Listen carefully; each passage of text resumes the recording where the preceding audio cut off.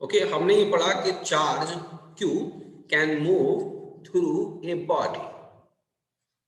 वो मूव क्यों करने लगता है? अगर उसके ऊपर कोई फोर्स लगेगी, जिधर की तरफ उसके ऊपर फोर्स ऑफ अट्रैक्शन रहेगी, वो उधर की तरफ ही मूव करने लगेगा।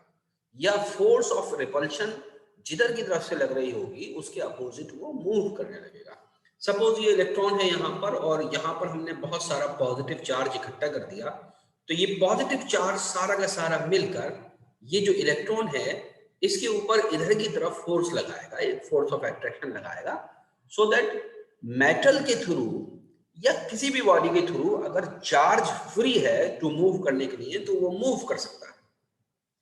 That means charge can move. अगर हम ये सिंपल एक कंडक्टर बना लें, तो यहां पर एक चार्ज है जो कि अगर नेगेटिव है तो इधर की तरफ मूव कर रहा है।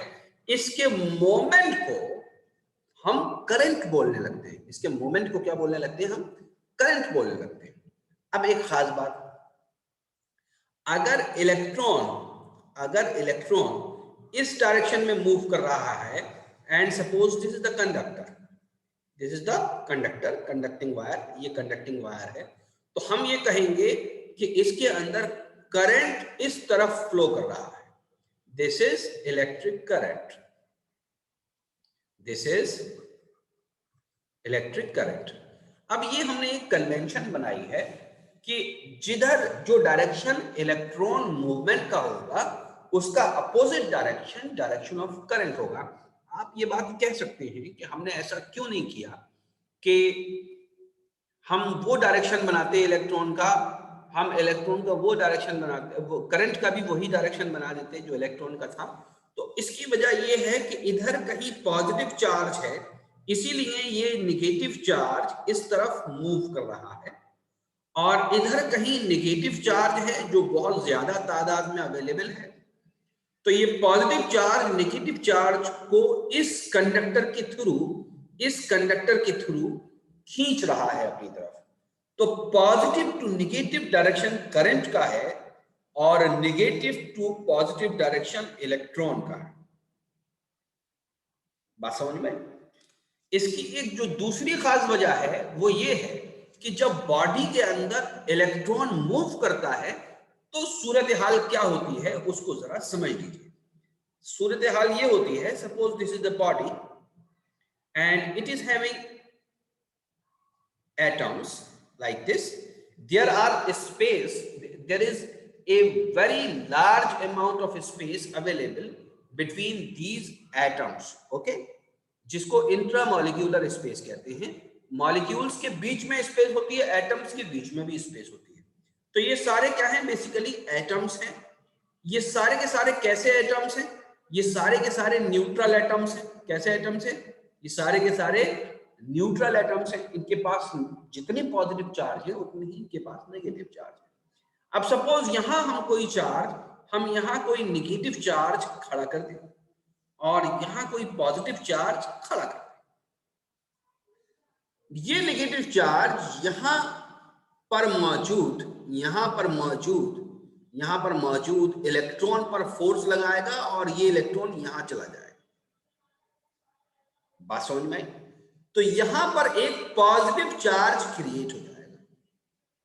यहां पर एक क्या हो जाएगा? पॉजिटिव चार्ज क्रिएट हो जाएगा।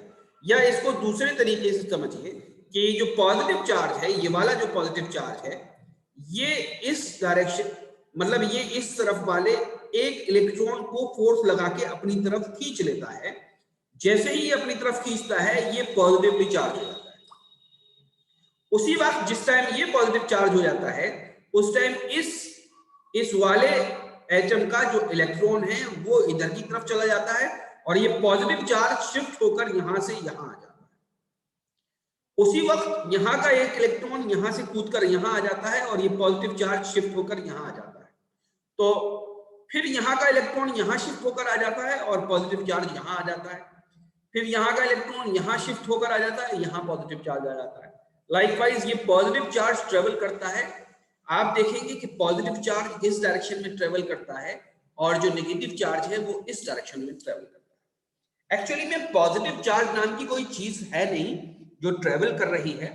It seems it appears to move from positive to negative for a positive charge. Actually में तो इलेक्ट्रॉन मूव कर रहा है right hand to left hand. बात समझ में आई? तो जो conventional direction of electric current है वो पॉजिटिव चार्ज का लिया गया है, यानी कि पॉजिटिव चार्ज जिस डायरेक्शन में मूव कर रहा है। अगर एक कूलम चार्ज, एक नेगेटिव कूलम चार्ज नेगेटिव से पॉजिटिव की तरफ मूव कर रहा है, तो इसको हम कह सकते हैं कि एक पॉजिटिव कूलम चार्ज पॉजिटिव से नेगेटिव की तरफ मूव कर रहा है। This thing should be understand, this thing should be understood by you. आप सभी लोग इस बात को समझ गए या नहीं? Yes sir. ठीक है, ये मोमेंट हो रहा है, क्या करें? ठीक है, आगे बढ़ते हैं।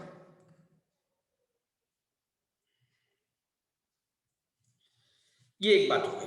अब हम सब ये जान चुके हैं कि जो चार्ज है जो कि बेसिकली Q है, ये मूव करता है, तो moment of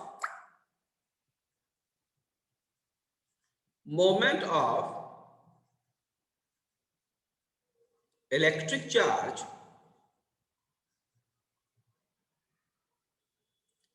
is electric current. ठीक है, इसको नोट्स बनाते जाइएगा, चेक करते जाइए। ये इलेक्ट्रिक करंट की डेफिनेशन है, इलेक्ट्रिक करंट, इलेक्ट्रिक करंट की, या सिंपल हम करंट भी कह सकते हैं इसको। बात समझ में? तो इसका मतलब क्या हुआ, इसका मतलब क्या हुआ? और करंट को हम डिनोट किससे करते हैं? करंट को हम आई से डिनोट करते हैं। तो जो आई होता है इलेक्ट्रिक करंट, वो किसके बराबर होता है? वो बराबर होता है चार्ज पर unit time.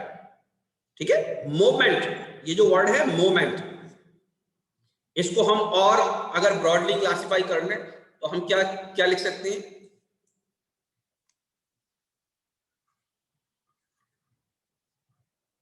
Rate of movement of electric charge gives electric current. ठीक है, अगर कोई कंडक्टर है, इसके अंदर इस डायरेक्शन में चार्ज मूव कर रहा है, पॉजिटिव चार्ज मूव कर रहा है इस डायरेक्शन में, तो इसका मतलब हम ये कहेंगे कि इस डायरेक्शन में करंट मूव कर रहा है। तो एक सेकंड में जितने कूलम चार्ज मूव करता है उतने ही एम्पियर का करंट होता है, उतने ही एम्पियर का क्या होता है? करंट होता है। बात समझ में?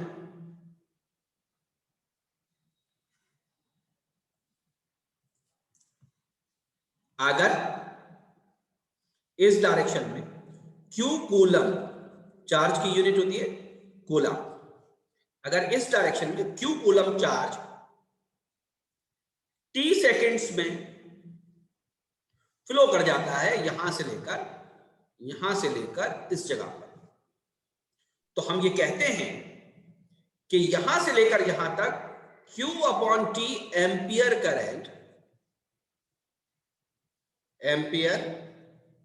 करंट फ्लो कर रहा है।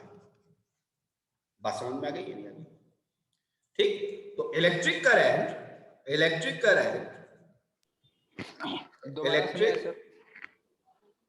Current is equal to charge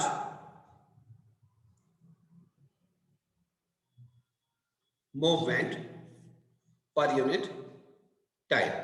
जितने टाइम में जितना चार्ज मूव कर जाता है, अगर इन दोनों का हम रेशियो ले लें तो हमको इलेक्ट्रिक करंट मिल जाएगा। अगर इलेक्ट्रिक चार्ज कूलम्स में है, अगर इलेक्ट्रिक चार्ज को हमने किस में लिया है? कूलम्स में, और टाइम को हमने सेकेंड्स में लिया है,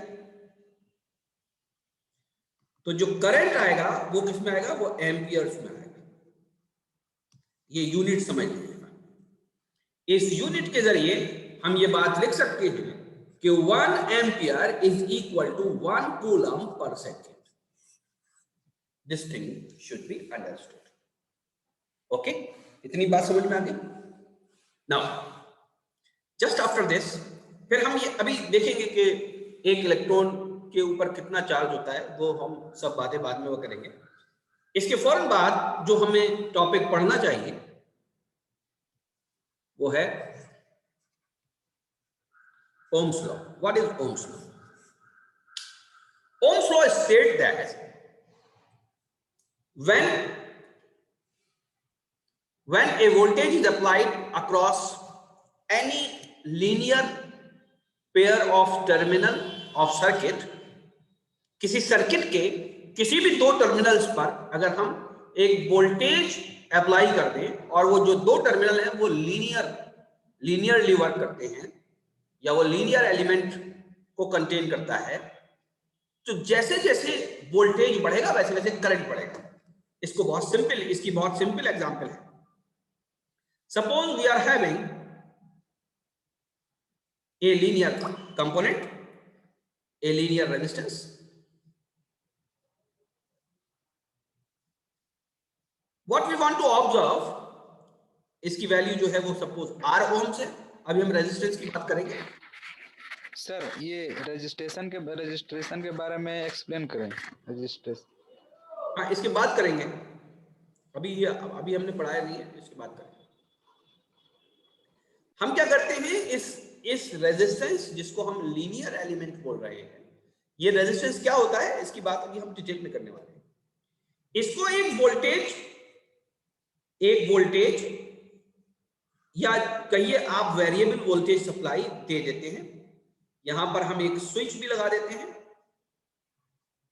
और ये इसको हमने दे दिया। इस एरो का क्या मतलब है, it is a variable voltage supply. ये क्या होती है इसके बारे में भी बात कर लेंगे। और यहां का हम वोल्टेज मेजर करने के लिए एक मीटर का इस्तेमाल करते हैं जिसको कहते हैं वोल्ट मीटर। ये वोल्ट मीटर आपने कहां देखा होगा, ये वोल्ट मीटर घरों में जो सबमर्सिबल लग रहे होते हैं वहां पर आप देखेंगे। क्या काम करता है, ये काम करता है कि मेजर करता है ये वोल्टेज को या इलेक्ट्रिक पोटेंशियल को मेजर करता है। क्योंकि हमको सिर्फ वोल्टेज ही नहीं, हमको करंट भी पता करना है, तो हम एक यहां पर क्या करेंगे, एक यहां पर मीटर और लगा देंगे जिसको हम कहते हैं एमीटर। ये क्या चीज है बेसिकली, दिस इज एमीटर। ये क्या काम करता है, ये मेजर करता है, इट मेजर्स करंट और इलेक्ट्रिक करंट। इलेक्ट्रिक करंट को ये मेजर करता है।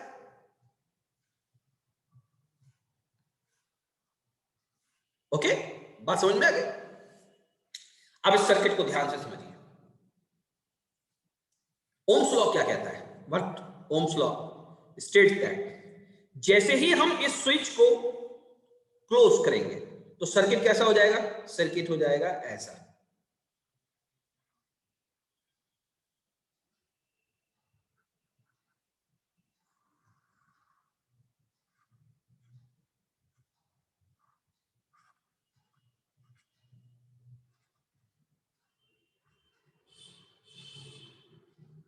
ये हमारा रेजिस्टर और यहां पर एक करंट फ्लो होना शुरू हो जाएगा आई। यहां इसके थ्रू कोई करंट नहीं जाएगा, वोल्टेज हाई इंपीडेंस एलिमेंट होता है। ये करंट यहां के थ्रू यहां से फ्लो होना शुरू। बात समझ में आई। जैसे जैसे हम इस वोल्टेज की वैल्यू बढ़ाएंगे, कभी रखेंगे 0 वोल्ट, फिर रखेंगे 1 वोल्ट, फिर रखेंगे 2 वोल्ट, फिर रखेंगे 3 volt suppose and so on. वैसे वैसे इस करंट की वैल्यू बढ़ती चली जाएगी। वैसे वैसे यहां पर जो इसकी वैल्यू आएगी करंट की, जिसको हम यहां से मेजर करेंगे, इस एमीटर के जरिए मेजर करेंगे, वहां इसकी वैल्यू आएगी सपोज I1, फिर आएगी I2, फिर आएगी I3, फिर आएगी I4 और ये क्या होगा, जैसे आपने देखा कि यहाँ 1 वोल्ट बढ़ा, यहाँ पर 2 गुना हो गया, यहाँ पर फिर 1 और वोल्ट बढ़ गया, ऐसे ही यहां से यहां और यहां से यहां ये भी इंक्रीज होगा। यही ओम्स लॉ कहता है। ओम्स लॉ क्या कहता है? ओम्स लॉ ये कहता है कि जो आई होगा, करंट होगा, वो डायरेक्टली प्रोपोर्शनल होगा वोल्टेज के और पोटेंशियल डिफरेंस के। बात समझ में आ रही है? जो आई होगा वो डायरेक्टली प्रोपोर्शनल होगा वी के। वी कहां पर है? जब हम सर्किट बना देते हैं तो यहां एक करंट फ्लो होना शुरू करता है, जो कि करंट पास होता है इसके थ्रू। तो ये वाला जो वोल्टेज था जिसको हम बढ़ा रहे हैं, ये सारा का सारा वोल्टेज यहां पर अपियर होता है, ये यहां पर इस रेजिस्टर के अक्रॉस अपियर होता है। ये जो रेजिस्टर है इसके अक्रॉस ये सारा वोल्टेज आ जाता है। ये सारा वोल्टेज आ जाता है तो ये इसके अक्रॉस जो वोल्टेज रहता है, जैसे जैसे आप यहां का वोल्टेज बढ़ाते हैं वैसे वैसे यहां का करंट भी बढ़ता है। और बढ़ता किस फैशन में है कि अगर आप 2 गुना करंट को कर देंगे तो वोल्टेज को अगर 2 गुना कर देंगे तो करंट भी 2 गुना हो जाएगा। जब हम इसका ग्राफ बनाते हैं तो कैसा बनता है? देखिए यहां थोड़ा सा कंफ्यूजन होगा। इलेक्ट्रिकल इंजीनियरिंग वाले यहां पर वोल्टेज लेते हैं और यहां पर करंट लेते हैं, जो इलेक्ट्रिकल इंजीनियरिंग में हमको पढ़ाया जाता है, और यही हमको ज्यादा सही भी लगता है। जब ऐसा ग्राफ बनता है तो स्ट्रेट लाइन आता है। कैसा आता है? Straight line. जैसे जैसे वोल्टेज बढ़ रहा है वैसे वैसे करंट बढ़ रहा है। फिजिक्स में जब भी फिजिक्स वाले इसको पढ़ाते हैं, आमतौर से वो क्या करते हैं, वो यहां पर करंट लेते हैं और यहां पर वोल्टेज लेते हैं। 10th क्लास में कोई बहुत ज्यादा झगड़ा है नहीं इस बात का, और दोनों के अपने अपने तर्क हैं, अपने अपने कहने के तरीके हैं।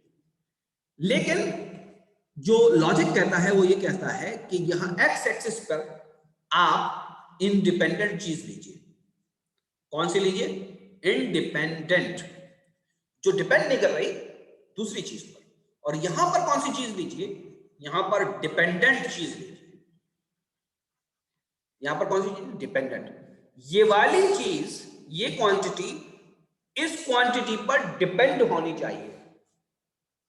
इसीलिए आपने देखा होगा जब भी हम डिस्टेंस टाइम ग्राफ बनाते हैं या डिस्प्लेसमेंट टाइम ग्राफ बनाते हैं या स्पीड टाइम ग्राफ बनाते हैं तो यहां पर टाइम होता है हमेशा, और यहां पर डिस्प्लेसमेंट होता है या स्पीड होती है या वेलोसिटी होती है।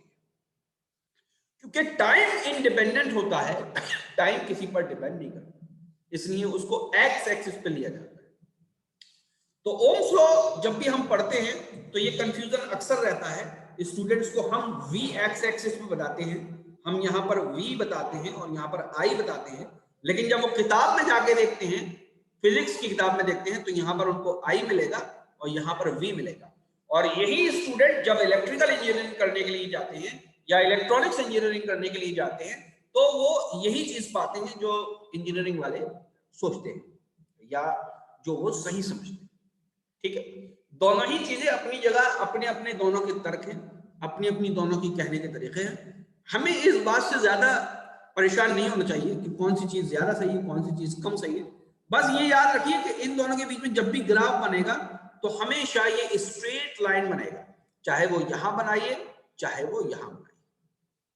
यहां पर भी स्ट्रेट लाइन बनेगा और यहां पर भी स्ट्रेट लाइन बनेगा। स्ट्रेट लाइन बनने का मतलब ये है कि v i डायरेक्टली प्रोपोर्शनल है v के, और यहां पर मतलब है कि v डायरेक्टली प्रोपोर्शनल है, यहां पर मतलब है कि v डायरेक्टली प्रोपोर्शनल है i। बात समझ में आ रही है? इन दोनों ही केस में, जैसे यहां पर हम कहते हैं कि i is directly proportional to v, तो ये जो साइन है ये बेसिकली क्या कहलाता है? ये कहलाता है साइन ऑफ प्रोपोर्शनैलिटी।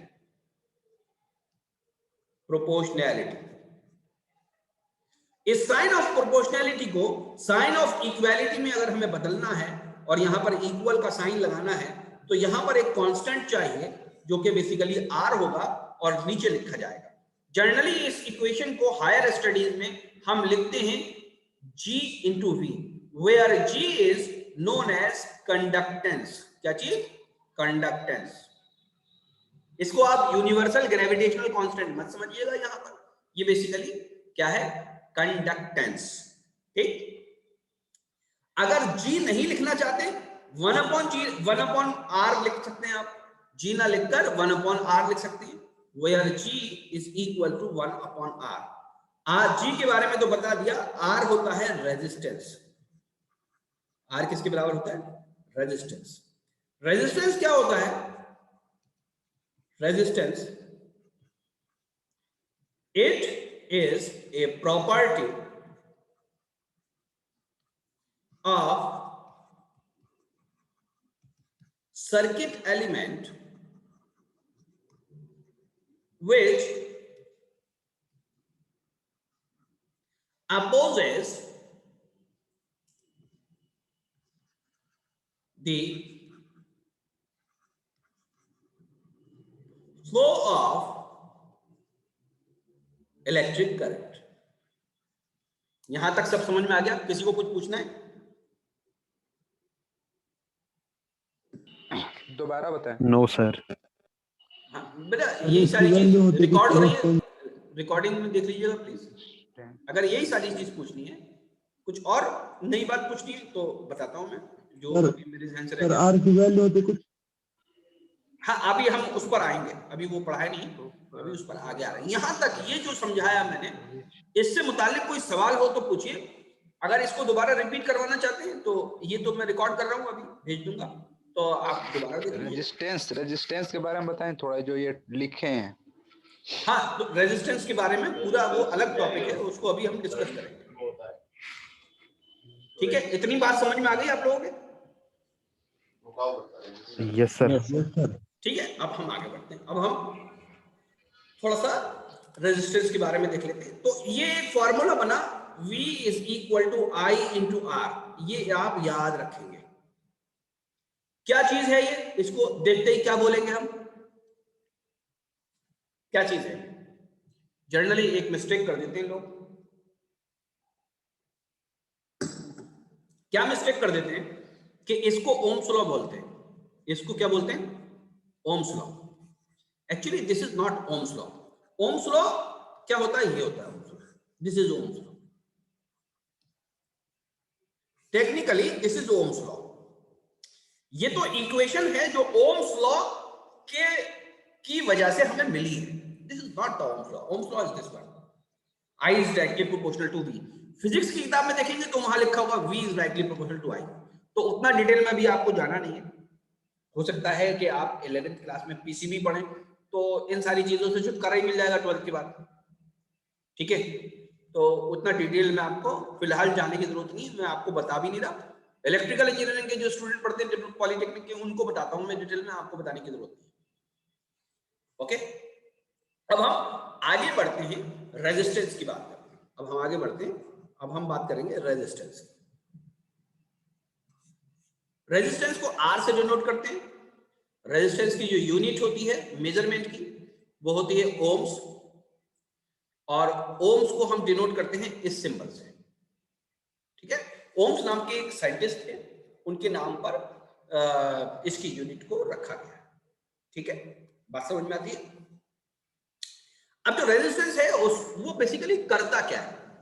रेजिस्टेंस करता क्या है? अगर आप इसको देखेंगे तो आपको ये पता लगेगा कि अगर हम यहां पर वोल्टेज लगा देते हैं तो यहां पर करंट फ्लो करने लगता है, और ये वोल्टेज है। अब ये R है, R की वैल्यू जितनी ज्यादा होगी I की वैल्यू उतनी ही कम होगी। क्यों? क्योंकि V is equal to I into R होता है। तो R की वैल्यू अगर हम बढ़ा देंगे तो I की वैल्यू कम हो जाएगी। इसका मतलब क्या है कि R बेसिकली क्या कर रहा है? It restricts the value of electron और charge to pass through it. वो बेसिकली कर क्या रहा है कि वो ये नहीं चाहता कि ज्यादा से ज्यादा चार्ज पास होने लगे। बात समझ में आई? वो चार्ज को, यहां पर चार्ज को मूव नहीं करने देना चाहता। वो चाहता नहीं है कि पास हो। ठीक। लेकिन फिर भी ये जो वोल्टेज है ये फोर्स लगाता है इलेक्ट्रॉन्स पर कि तुम जाओ, पास हो, या इलेक्ट्रॉन पर फोर्स लगाता है कि तुम अट्रैक्ट करता है उनको, और इधर इलेक्ट्रॉन को फोर्स लगाता है कि तुम इधर की तरफ जाओ। बात समझ में? ये फोर्स लगाता है और ये रोकता है। तो इसकी वैल्यू अगर हम 2 से मल्टीप्लाई कर दें तो करंट की वैल्यू कितनी हो जाएगी? वो हाफ से मल्टीप्लाई हो जाएगी। अगर R की वैल्यू 2 गुनी हो जाएगी तो करंट की वैल्यू हाफ हो जाएगी। ये बात याद रखिएगा, ठीक। तो R बेसिकली क्या करता है कि मोमेंट ऑफ चार्ज को अपोज करता है, it opposes the moment of charge. तो R बेसिकली क्या करता है? R का काम क्या होता है? इट अपोजेस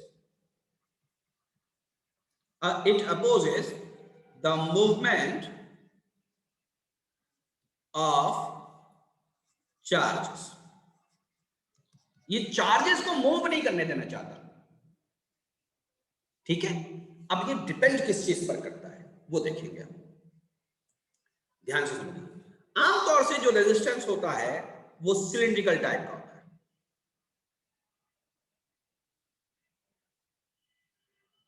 ठीक है। Suppose this is like a cylinder. इसमें जो इसकी लेंथ है उसको हमने बोला स्मॉल है, इसका जो रेडियस है उसको हमने बोला R। इसको कैपिटल R नहीं बोलते, इसको स्मॉल r बोलते, वरना आप कैपिटल R से परेशान हो जाएंगे। अब ध्यान से सुनिए, एक इलेक्ट्रॉन है यहां पर, इसको मूव करना है इस डायरेक्शन में। ये मूव इस डायरेक्शन में करना है इसको। ये रास्ता यहां से लेकर यहां तक, इस रास्ते की जो लंबाई है, इस रास्ते की जो लंबाई है वो है L, और इस रास्ते की जो चौड़ाई है वो है एरिया, यानी पाई R²। जितनी ज्यादा ये L होगी उतनी ही परेशानी होगी इसको मूव करने में, और जितना ज्यादा ये एरिया होगा उतनी ही आसानी होगी इसको मूव करने में। ये सबको पर एक बात समझ में, L को लिख देता हूं परेशानी, और एक से होगी आसानी। समझ में आ रहा है बेटा? बोलो भाई बोलो, समझ में आ रहा है? Yes sir, yes sir. जितनी ज्यादा लेंथ होगी, इसको आप ऐसे समझो जी। कि एक सड़क है, आपको मोटरसाइकिल से जाना है, आपसे आपकी वालिदा ने, आपकी मम्मी ने, माता जी ने कुछ मंगाया है बाजार से, और आपको मोटरसाइकिल से जाना है। तो सड़क जितनी ज्यादा चौड़ी होगी उतनी आसानी होगी ना आपको जाने में, राइट? सही कर रहा हूं गलत? Yes sir. और जितनी ज्यादा लंबी होगी उतनी परेशानी होगी जाने में, उतनी देर लगेगी। बोलिए। अगर सड़क की लंबाई हम बढ़ा दें तो परेशानी बढ़ेगी, और सड़क की चौड़ाई बढ़ा दें तो आसानी बढ़ेगी, राइट? ये 2 पॉइंट समझ में आए? Yes sir, yes sir. अब तीसरा पॉइंट और सुनना। लंबाई और चौड़ाई अगर हम फिक्स कर दें, वहां पर हम क्या करें? भीड़ बढ़ा दें, बीच में बच्चे, जैसे फॉर एग्जाम्पल मैं फिगर बनाता हूं, इसी को मैं बड़ा करता हूं, ये आप मूव कर रहे हैं, यहां पर और लोग भी हैं बीच में, यहां पर कुछ बैलगाड़ियां भी हैं, यहां पर कुछ घोड़ा गाड़ियां भी हैं। अब ये मूव करना है आपको इधर, तो जितने ज्यादा ये ऑब्स्टिकल्स होंगे उतनी ही परेशानी आपकी बढ़ेगी या नहीं बढ़ेगी? Yes sir. तो अगर आप ऑब्स्टिकल्स बढ़ाते हैं तो भी परेशानी बढ़ेगी। यानी 3 चीजों पर डिपेंड करती है आपका, 3 चीजों पर डिपेंड करता है। एक तो डिपेंड करता है लेंथ पर, एक डिपेंड करता है एरिया पर, तीसरा डिपेंड करता है ये बीच में जो चीजें हैं, ये बीच में चीजें किस चीज की प्रॉपर्टी है? इसका मतलब डिफरेंट मटेरियल्स पर डिपेंड करता है। इसका मतलब इलेक्ट्रॉन, डिफरेंट मटेरियल्स पर। इसका मतलब डिफरेंट मटेरियल्स के ये जो बीच में हिंड्रेंस हैं ये अलग होंगे। ये तो बेसिकली मेटल है ना, तो आयरन के अंदर इनके नंबर्स अलग होंगे, कॉपर के अंदर इनके नंबर्स अलग होंगे, गोल्ड के अंदर इनके नंबर्स अलग होंगे, जो बीच में इसको परेशानियां मिलेंगी जिनसे ये टकराएगा रास्ते में। बात समझ में आ रही है? तो तीन चीजों पर डिपेंड करता है, एक लेंथ पे डिपेंड करता है, एक एरिया पे डिपेंड करता है, और एक मटेरियल पर डिपेंड करता है। Different material possess different resistance. ठीक है, इतनी बात समझ में आ गई? अब जल्दी से समझ। तो R is directly proportional to the length of the wire or length of the material through which it has to move, electron has to move.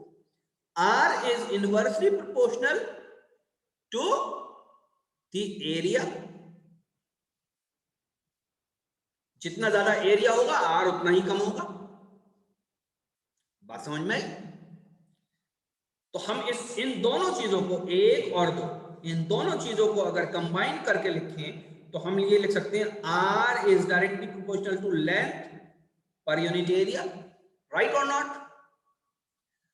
अब हमें फिर इस निशान को हटाना है। ये निशान कैसा है? ये साइन ऑफ प्रोपोर्शनैलिटी है। इसको साइन ऑफ इक्वालिटी लेकर अगर आए तो हमको यहां पर क्या लगाना पड़ेगा? एक सिंबल लगाना पड़ेगा, कांस्टेंट लगाना पड़ेगा, और इसको एज इट इज लिख लेंगे। तो आप तीन चीजें पहले से जानते हैं, इसको भी जानते हैं, इसको भी जानते हैं, इसको भी जानते हैं। No, what is rho? Rho is basically resistivity of material through which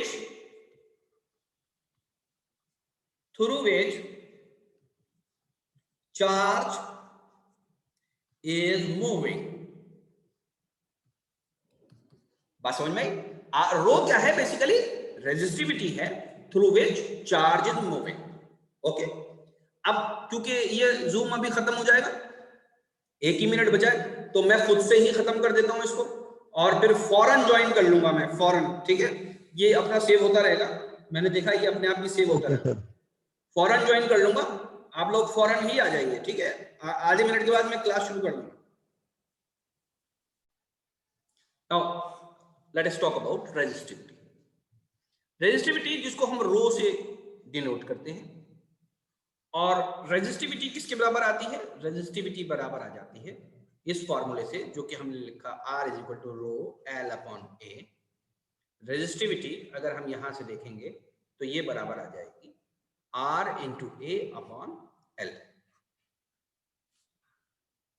ठीक है, ये थोड़ी सी पेचीदा चीज है, इसको जरा समझना पड़ेगा।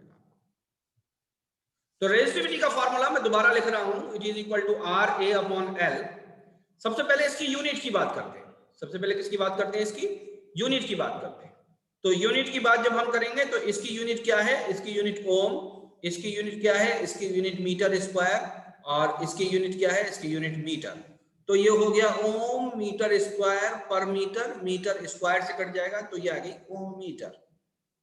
तो unit of resistivity is this one, it is ohm metres. बात समझ में आ गई? अगर एरिया मीटर स्क्वायर में है, लेंथ मीटर्स में है, तो जो और रेजिस्टेंस ओम्स में है, तो इसकी यूनिट आएगी ohm metre. Different units of resistivity might be ohm millimetre, ohm centimetre, ohm micrometre. तो लेंथ हमने या एरिया हमने जो यूनिट उसकी चूज करी है उसके अकॉर्डिंग ये ओम मीटर बन जाएगी, ओम मिलीमीटर बन जाएगी, ओम सेंटीमीटर बन जाएगी, ओम माइक्रोमीटर बन जाएगी। बात समझ में आ गई? अब सवाल यह है कि एक ओम मीटर कितनी होती है? एक ओम मीटर कितनी होती है? याद रखिए कि रेजिस्टिविटी डिफरेंट मटेरियल्स की, different materials possess different resistivity. Different materials possess different resistivity, but it is constant. Different material की डिफरेंट रेजिस्टिविटी होगी, लेकिन एक मटेरियल की जितनी रेजिस्टिविटी हो गई उसके बाद वो चेंज नहीं होगी। कैसे, मैं बताता हूं। एक मटेरियल लिया आपने कॉपर, और उसका एक तार बनाया इतना मोटा, ठीक है, ये उसका फॉर एग्जांपल डायामीटर है, ये उसका क्या है, डायामीटर, और ये उसकी इतनी लंबी उसकी लेंथ है। और मान लीजिए जो रो आई कॉपर की, वो आई फॉर एग्जांपल, है ना, फॉर एग्जांपल के तौर पर लिख रहा हूं, फॉर एग्जांपल यहां पे लिख रहा हूं, for example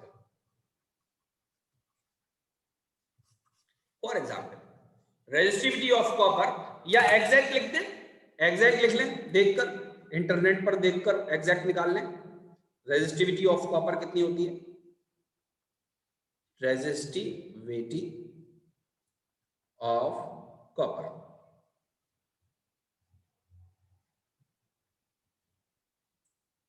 resistivity of copper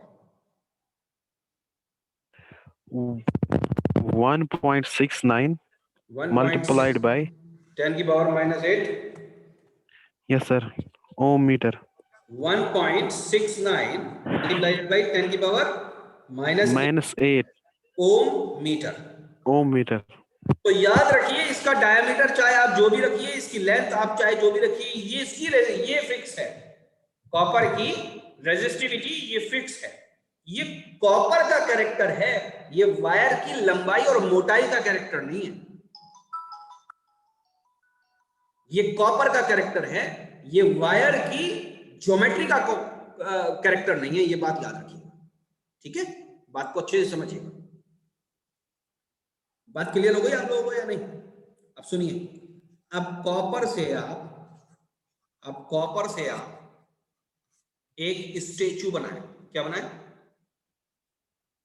statue बनाए, एक स्टेचू बना दिया, एक आप स्टेचू बनाइए, ठीक है, ऐसे करके आपने एक स्टेचू बना दिया। इस स्टेचू की रेजिस्टिविटी भी इतनी ही आएगी, 1.69 थी भाई, कितनी थी, 10 पावर -8 yes sir यही 10 की पावर -8 ओम मीटर। इसकी रेजिस्टिविटी भी इतनी आएगी, चाहे आप वायर बनाइए, स्टेचू बनाइए, लोटा बनाइए, ग्लास बनाइए, कटोरा बनाइए, देगचा बनाइए, कुछ भी बनाइए, कॉपर की रेजिस्टिविटी उतनी ही रहेगी, रेजिस्टिविटी में कोई बदलाव नहीं आएगा। बात समझ में आई? अब ध्यान से सुनिए इस बात को। R depends on resistivity। R किस पर डिपेंड करता है? रेजिस्टिविटी पर डिपेंड करता है। R depends on length, R depends on area, resistivity of material, length of wire, area of wire। R इन चीजों पर डिपेंड करता है। जहां तक बात है resistivity is independent on R, L and A। ये किसी चीज पर डिपेंड नहीं करती है। ये जो रो है ये मटेरियल पर डिपेंड करती है, ये ज्योमेट्री पर डिपेंड नहीं करती है। बात समझ में आ गई? अब रेजिस्टिविटी होती कितनी है? जैसे फॉर एग्जांपल कॉपर की रेजिस्टिविटी, कॉपर की रेजिस्टिविटी कितनी आई? कॉपर रेजिस्टिविटी कितनी आई? 1.69 इंटू 10 की पावर -8 ओम मीटर। इसका मतलब क्या है? इसका मतलब क्या है? 1.69 ओम मीटर। इसका मतलब यह है, मैं बताता हूं आपको। अगर 1 मीटर का हम कॉपर का क्यूब बनाए, 1 मीटर का कॉपर का एक क्यूब बनाए,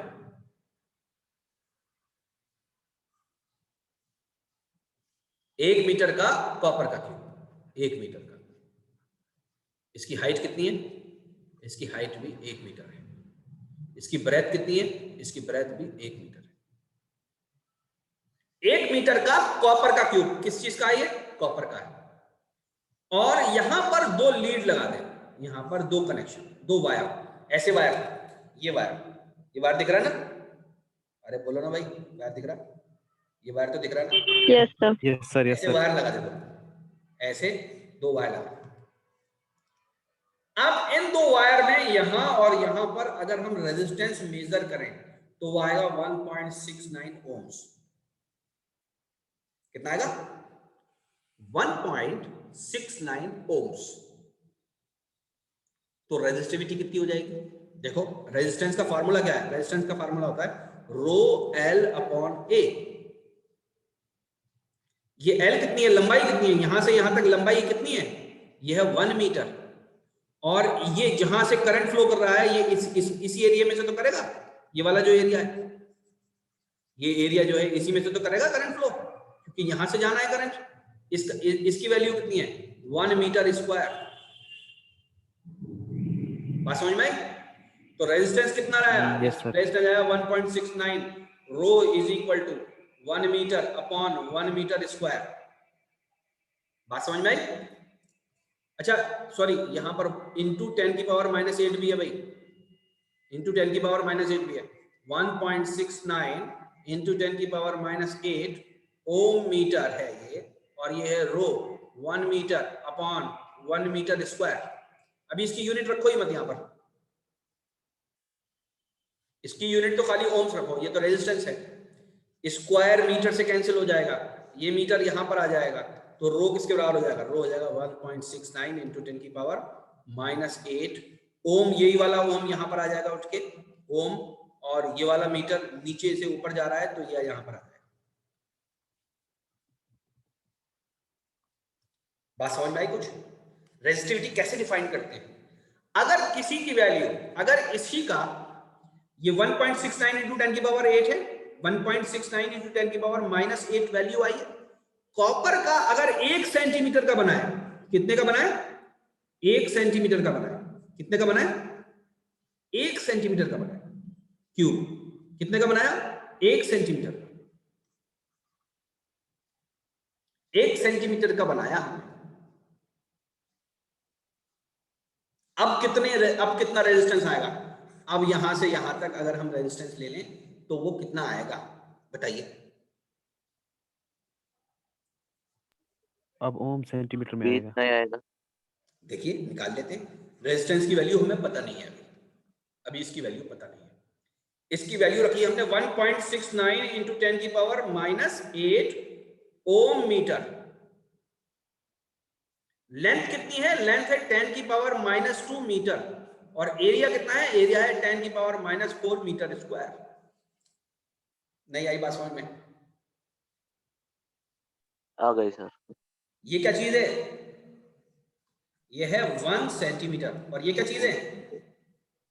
ये है 1 सेंटीमीटर स्क्वायर। -2 मीटर क्या है सर? बेटा यही चीज बता रहा हूं मैं। अच्छा अच्छा। 10 की पावर -2 मीटर क्या चीज है? 1 सेंटीमीटर। और 10 की पावर -4 मीटर स्क्वायर क्या चीज है? 1 सेंटीमीटर स्क्वायर।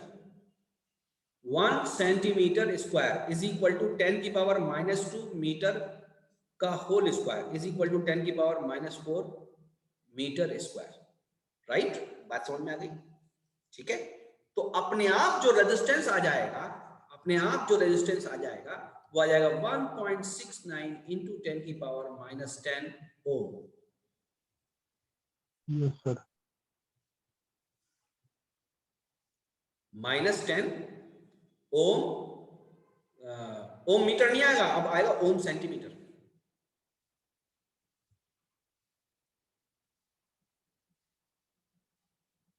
सॉरी खाली ओम आएगा, अब सेंटीमीटर क्यों आएगा? आर की वैल्यू निकाल लेना, तो ये तो सब कैंसिल हो जाएगा।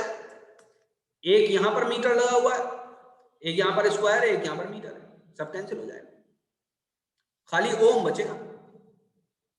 बात समझ में आ गई? तो रेजिस्टिविटी किसी भी चीज पर डिपेंड नहीं करती, रेजिस्टिविटी सिर्फ मटेरियल पर डिपेंड करती है। रेजिस्टिविटी किस पर डिपेंड करती है?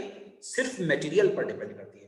अब बात करते हैं आपसे सवालों की। सवाल कैसे आएंगे इसके अंदर? सबसे पहले आप अपने जहन में एक बात रखेंगे जो मैं अभी बता रहा हूँ। जहन में क्या बात रखेंगे? सपोज ये एक सिलेंड्रिकल रेजिस्टेंस है और इसका ये एक क्या, एक सिलेंड्रिकल रेजिस्टेंस है और ये इसका एरिया ऑफ क्रॉस सेक्शन।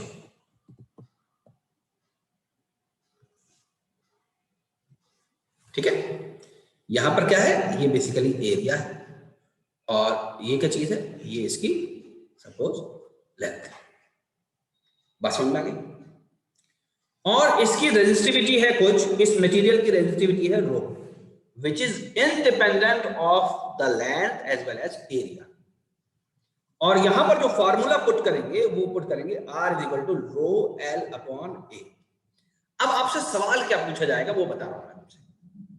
आपसे सवाल ये पूछा जाएगा कि अगर लेंथ को 2 गुना कर दिया जाए, 2 गुना कर दिया जाए और एरिया को भी 2 गुना कर दिया जाए, 2 गुना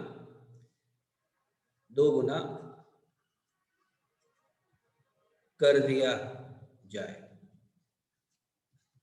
तो R का क्या होगा? तो R का क्या होगा?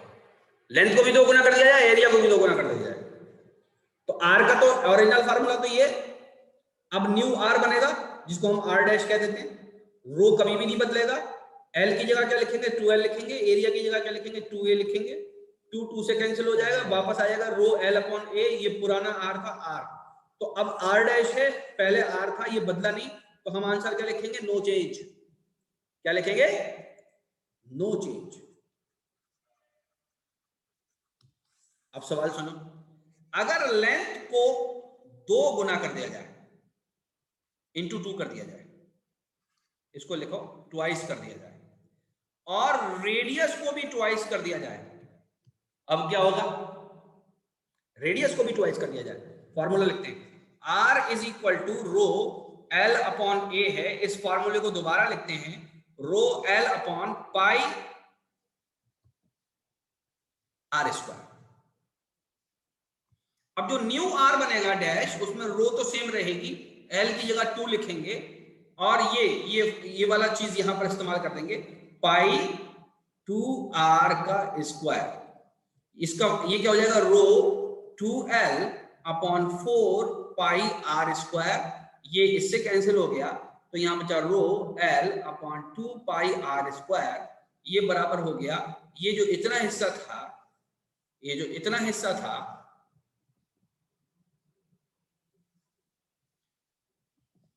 ये जो इतना हिस्सा था, ये कितना था? ये था R के बराबर, यानी R/2 हो गया। तो आंसर हम क्या लिखेंगे कि R कितना हो गया? R resistance becomes half of its value. Resistance कितना हो गया? हाफ हो गया उसकी वैल्यू। बहुत से सवाल पूछे जाएंगे कि लेंथ को आधा कर दिया, रेडियस को 2 गुना कर दिया, बहुत से सवाल पूछे जाएंगे, तो रेडियस पे क्या फर्क पड़ेगा? आपको बस ये फॉर्मूला याद रखना है कि R is equal to rho L upon A, या R is equal to rho L upon pi R square. ये फॉर्मूला याद रखना है। एरिया की वैल्यू पाई R स्क्वायर होती है, तो जो भी चीज घटा रहे हैं, बढ़ा रहे हैं, उसके अकॉर्डिंग आपको निकालनी है यहां से। ये एक तरह का न्यूमेरिकल आपका हल हो जाएगा। बात समझ में? तो R की वैल्यू क्या होनी है, कैसे होनी है, कैसे निकालनी है, ये फॉर्मूला आपको याद रखना है। अभी हम आएंगे सीरीज। अभी हमको क्या करना है? सीरीज रेजिस्टेंस और पैरेलल रेजिस्टेंस। ये हम पहले भी कर सकते थे और अब भी कर लेंगे।